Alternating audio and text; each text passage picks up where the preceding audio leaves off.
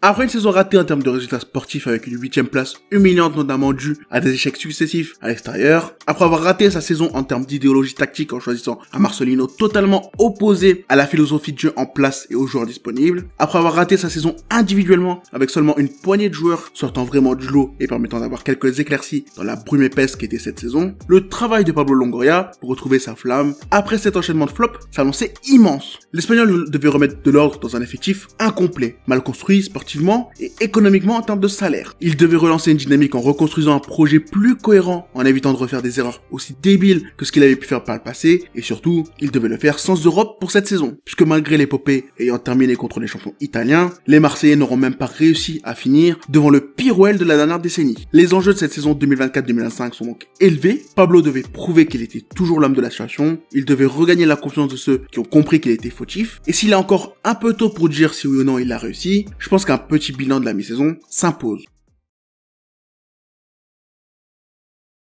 Quand on regarde simplement les statistiques depuis le début de la nouvelle saison, l'Olympique de Marseille, après 17 journées de championnat, c'est seconde Ligue 1 avec 36 points sur 51 possible. C'est 39 buts marqués sur la seconde meilleure attaque derrière celle du PSG avec 20 buts encaissés. Récemment, c'est un premier tour de coupe passé avec facilité contre Saint-Étienne. Et c'est tout. Rien qu'en voyant ça, tu vois que les choses ont beaucoup changé. L'équipe qui galérait à l'extérieur galère aujourd'hui à domicile. L'écart de 6 points avec la 4ème place montre une certaine sécurité dans la course au podium avec les Lillois, les Niçois et les Monégasques. Un fait à valoriser puisque tu viens de terminer cette première partie de saison en ayant accompli ton objectif. Plus haut, tu n'as que le PSG invaincu cette saison à 7 points, ce qui fait qu'il est difficile malgré cette seconde place de dire que l'OM est dans la course au titre. Et d'ailleurs, je ne pense pas que ce soit un objectif pour les Phocéens. En tout cas, pour l'instant. En regardant simplement ce genre de statistiques, ce genre d'indice de performance, tu comprends que l'OM va mieux, le club est de retour à sa place légitime en championnat, la logique économique et sportive est enfin respectée, mais si tu regardes plus en profondeur, est-ce qu'on peut toujours dire que c'est le cas? En début de saison, l'idée directrice était claire, construire un projet plus solide, capable de durer et surtout qui colle avec la position, les idées et l'environnement de Marseille. Pour cela, Longoria a renforcé son équipe dirigeante en allant chercher Mehdi Benassia, ancien joueur formé à l'OM, agent de joueur notamment d'Unai et surtout un jeune futur dirigeant de club en quête d'apprentissage. L'objectif était de recréer un duo dynamique comme il avait pu le faire avec Ribalta, mais cette fois en respectant la relation d'un président parlant à un conseiller. De nombreux changements ont de nouveau lieu dans l'organigramme interne avec Fabrizio Ravanelli et Giovanni Rossi qui rejoignent la nouvelle direction. Mehdi qui prend de plus en plus de points dans les décisions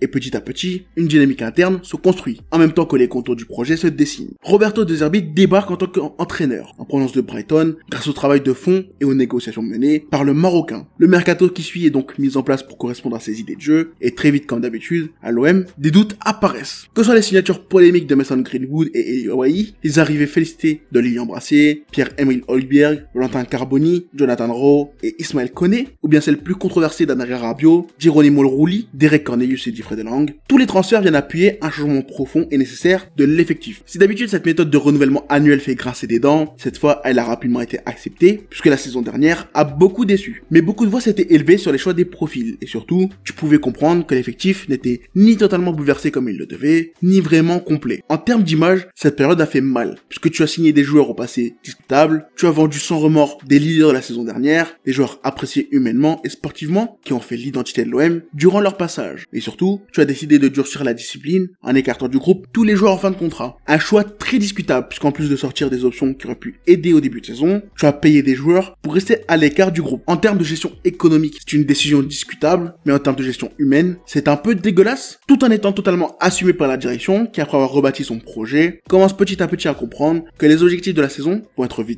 pour la suite, au vu des investissements faits, et de la galère pour vendre les joueurs qui ont été écartés.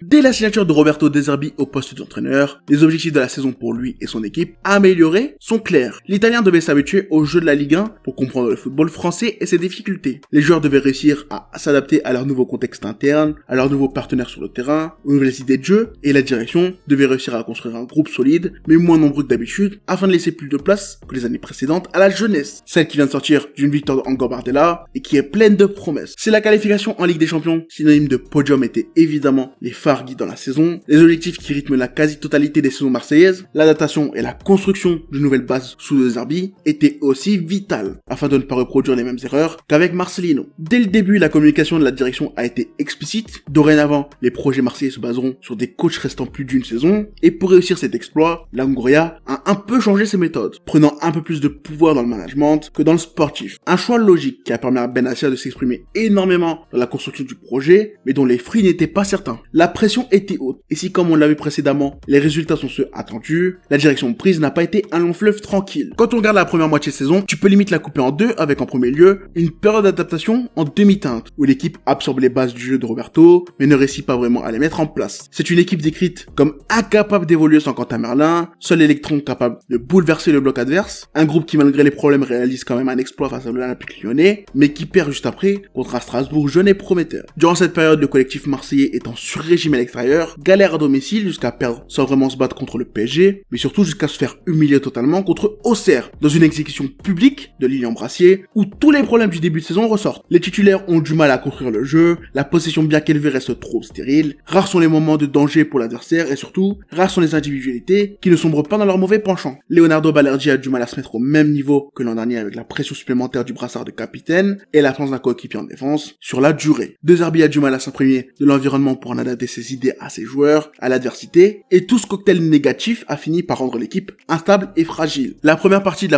saison peut donc être résumée aux trois grosses individualités qu'ont été Højbjerg, le patron, Greenwood, la star, et surtout Rolly dans les cages en tant que mur infranchissable. Certains ont tout de même tenu leur rang comme Kondogbia exclu des plans puis réintégrés, tandis que d'autres ont surpris dans le bon comme dans le mauvais. La période est bizarre puisque sur un plan comptable tout va bien, mais tu sens en regardant les matchs que ça ne va pas et que quelque chose doit absolument être changé. De Zerbi mettra la pression en annonçant qu'il peut partir à tout moment et c'est là que tu comprends que l'OM est un club à part. C'est finalement juste après contre Lens que tous les morceaux du puzzle créé par Longoria, Benassia et De Zerbi se sont assemblés. L'équipe a enfin trouvé son rythme grâce à des ajustements tactiques faits par le coach italien qui s'est enfin habitué à son effectif, un changement de système qui a remis la quasi-totalité des joueurs dans leur rôle, des positions parfaites pour ressortir leur meilleure version, les retours de blessures de Merlin, Rongier, Nadir, les montées en puissance de Luis Enrique, Léo Balerdi, Adrien Rabiot, ou même les entrées dans le 11 de Kondogbia en défense, Neil Maupay en pointe et Rongier au milieu, ont clairement été un tournant plus que positif. Depuis, l'équipe tourne bien, le collectif se tire mutuellement plus haut à chaque match, l'environnement interne semble être sacrément sain, avec pas mal de concurrence positive, et les rares échecs ou problèmes ne pourrissent pas du tout cet élan. Roberto De Zerbi a trouvé ses hommes, son système, ses choix sont payants, et tu sens que la progression n'en est qu'à ses débuts. Problème face au bloc bas, erreurs individuelles nombreuses, sur-régime offensif et défensif cachant des difficultés dans l'accélération du jeu, tous ces problèmes ont soit disparu, soit été minimisés par l'avènement d'un joueur ou de la nouvelle animation. Et c'est en grande partie pour cela qu'aujourd'hui, l'OM est de nouveau sur la bonne route. Alors si la première partie de saison est plutôt réussie, qu'est-ce qu'il attend De Zerbi et ses hommes dans la seconde partie de saison?